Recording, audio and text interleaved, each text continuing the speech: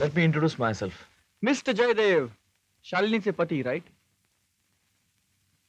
मी शालिनीचा नवरा यापेक्षा शालिनी माझी बायको ही ओळख मला जास्त चांगली वाटते. मिस्टर जयदेव, माझ्यासाठी एकूण एकच आहे. बोला. आपण भेटल्याचं आठवत नाही मला. ओळखलं कसं? शालिनीचा फोन आला होता. नाही, फोन नव्हता आला. आपण एकदा भेटलोय आधी. I don't think you remember. पण काय ना की माझ्या डोळ्याच्या लेन्समधनं फ्रॅक्शन ऑफ अ सेकंडसाठी जरी कोणी पास झालं ना, तरी I don't forget. I just don't forget. तुम्हाला आठवतं त्या दिवशी रात्री तुमची बायको एकदम फिल्मी स्टाईल मध्ये धावत एका गाडीसमोर आली होती? ती गाडी माझी होती. कोलॅप्स झालेली शालिनी माझ्या अंगावर कोसळली होती. I was the one two support. Excuse me, पण आता माझ्या सपोर्टनं शालिनी तिच्या पायावर छान उभी राहू शकते. So she does not need your support. आणि काय रे, तिची जबाबदारी घ्यायला मी, पण मौज मस्ती करायला, आईस्क्रीम खायला तू. Excuse me. आता मायनस व्हायचं तिच्या लाईफ मधून. Just get lost from life. अरे बच्चा आहेस तू, जस्ट अ स्मॉल किड. तू दुबईत घेऊन जाऊ नसतोस, पण गेली कित्येक वर्ष मी इथेच सेटल झालोय. ठरवलं ना तर एका फाटक्यात तुला दुबईच्या बाहेर नेऊन फेकेन. तुझं हे पार्सल विदाऊट कुरिअर तुझ्या पुण्याच्या घरी जाऊन पोहोचतो. कळलं? हे कळलं, पण एक गोष्ट नाही कळली मिस्टर जयदेव. तुमच्याच भाषेत मी जर इतका क्षुल्लक बच्चा आहे, तर तुम्हाला माझी इतकी भीती का वाटत? तुमची बायको मी तुमच्यापासून हिसकावून घेईन अशी काळजी वाटते का तुम्हाला? असं काय केलंय तुम्ही मिस्टर जयदेव की तुम्हाला माझी इतकी भीती वाटावी? Ask yourself. भीती? मला जास्त बडबड करायला आवडत नाही, फक्त कृती करायला आवडते. कळलं?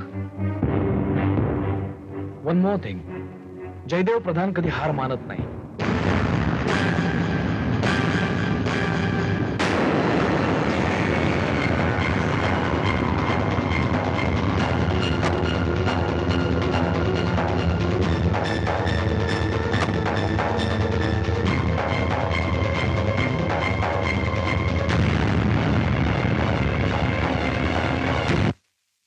एवढं सगळं होऊन सुद्धा तुला मला एका शब्दानेही कळवावंसं वाटलं नाही? म्हणजे बाकी काही म्हणून नाही, पण जयचा जवळचा मित्र म्हणून मी त्याला जाब विचारला असता, त्याचे खांदे धरून त्याला गदा गदा हलवला असता. मनाची तयारी होत नव्हती. कसं सांगावं तेच कळत नव्हतं. आणि आपल्याच माणसाचा गाऱ्हाणा आपण काय सांगायचं? मला एक सांग, शालिनी म्हणजे जयची माया म्हणून तुझा दीपक असं एकाच एक तर नाही ना? नाही नाही, तसं काहीच नाहीये. विश्वास ठेवा माझ्यावर. तुम्ही एकदा भेटता का दीपकला? तुम्ही पण पहिल्याच भेटीत त्याचे मित्र व्हाल. खरंच एवढा साधा आणि सच्चा आहे तो. मला त्याचा आधार वाटतो एवढंच.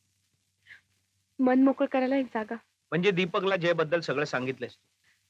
नाही नाही, मी त्याला काहीच सांगितलं नाहीये, पण आमच्यामध्ये तणाव आहे हे त्याला जाणवतंय.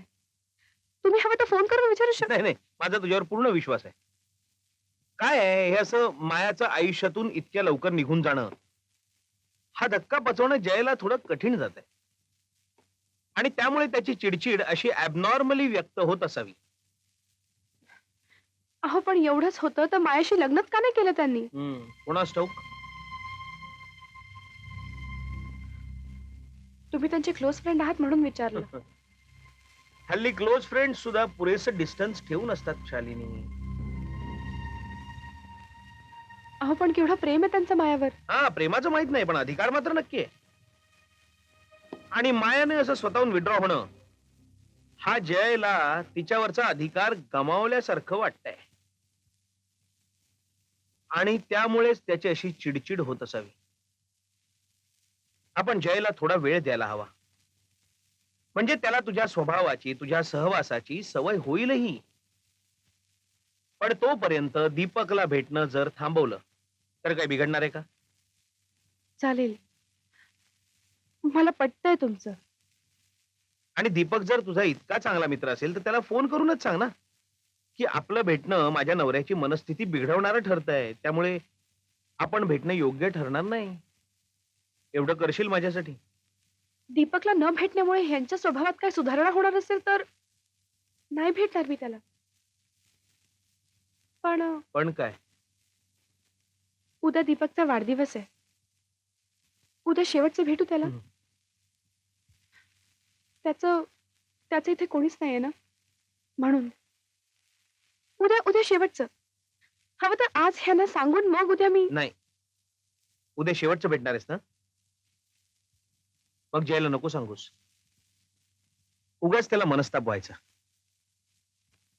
पण एक मात्र आहे की उद्या दीपकला शेवटचं भेटल्यानंतर दीपक हा chapter close. Happy birthday Deepak. Thank you.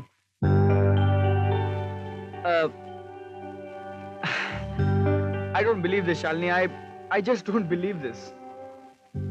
तुला अंदाज नाही तू माझ्यासाठी काय केलंस.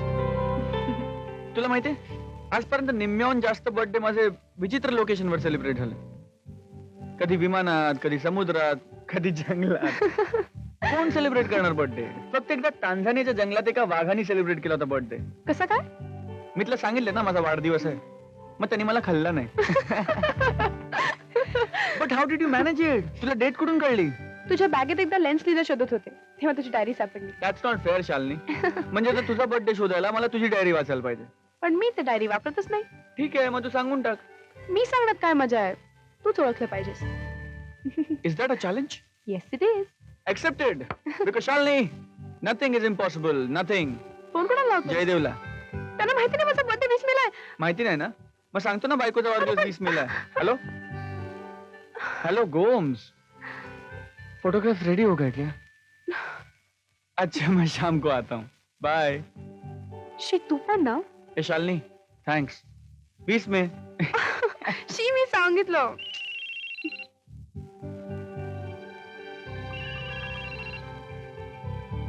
खरंच जयदेवचा फोन आहे. हॅलो, बोलतोय. हो आहे. एक मिनिट.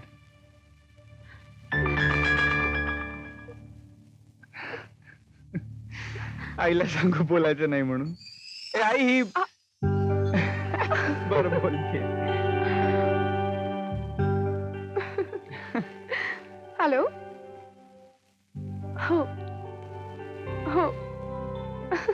तुम्ही काळजी नका करू, मी आहे. देते. ए आई, मी मग फोन करतो तुला. ए, I love you. Bye. Deepak, हं? हे तुझ्यासाठी. हे खूप छान आहे. प्रेझेंट आणलं नसतंच ना तर मला राग आला असता. खरं म्हणजे मला सुचतच नव्हतं तुला काय द्यावं, पण एवढं नक्की माहिती होतं असं काहीतरी द्यावं जे माझं स्वतःच आहे. माझं स्वतःच हे एवढंच उरलंय माझ्याकडे. तुला माहिती, स्वतःच सगळं देऊन टाकू नये दुसऱ्याला. थोडस का होईना स्वतःकडे असू द्यावं.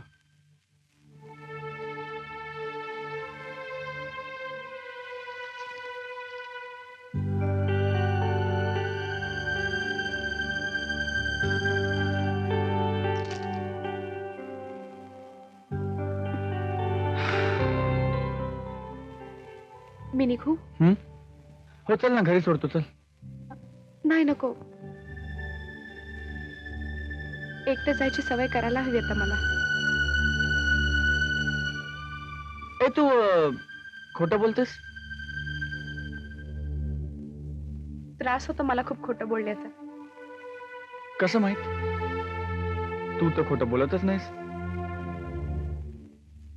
बोलावं लागतं कधी कधी. जी बडखळते, शब्द सुचत नाहीत, मन मानत नाही. खरंच खरंच खूप त्रास होतो. कोणावर येऊ नये अशी वेळ. खरंच कोणावर येऊ नये अशी वेळ.